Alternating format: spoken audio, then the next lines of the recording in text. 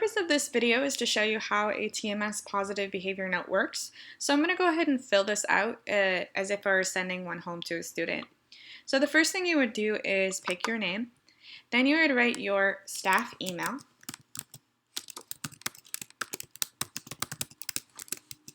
The reason for this is so that way you can get a receipt of your responses, and also so the parents can have someone to reply to if they want more information. So I'm going to go ahead and put the student ID number, a period, and the date. Now with the date, it does not have to be the date that you are sending out the form. It can be for a previous date where the student displayed positive behaviors. So if you had a sub in last week, you can go ahead and put that date that you had a sub and not the date that you're sending out the form.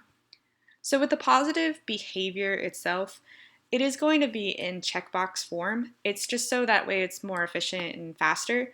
So I've put in some of the things that I've gotten as suggestions from other teachers, but I've also included a box where you can type in your own. So if you see you're looking through this and you see that what you want isn't there, you can go ahead and write that down here. In this case, I'm just going to pick some random ones and I'm going to fill it out like that. So with the notes to the parents, this is so you can fill out a more detailed response if you want to explain the specific behavior that you are talking about. So in this case, I'm just going to write great student and leave it at that.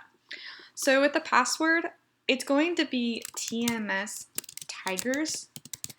The reason for a password is so that way a student can't go onto this form and fill it out themselves. It's going to be password protected, so they'd have to know the password itself. So I'm going to go ahead and push submit. Now I'm going to show you what it would look like when it goes to the form responses. So if you see here, it filled in right here. It's using the student ID number to pull the parent's information. It's getting the primary parent email as well as a secondary email. These are the emails that are on file. So if the student has just one, it'll just pull one. If it has two, it'll take both. Now it will send the email to both parents, and it will also send an email to you, so that way you can get a receipt of your responses to make sure that everything's correct and to have something for your records. So with the email, this is what they are going to look like. So this would be the one that would be sent to parents. You can see up here, Harry Potter received a TMS positive behavior note.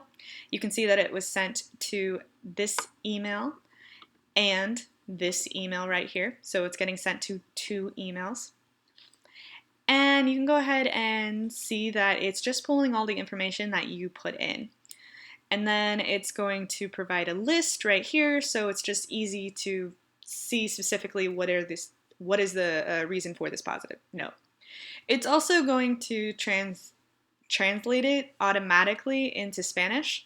So you don't have to worry about if a student's parent is a Spanish speaker because it's already going to do the English and Spanish on its own.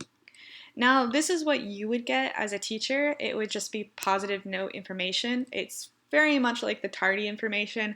It's just telling you what did you send out, when did you send it, and the emails that it was sent to. So that way you can see, make sure there's no errors, and you have something for your own records.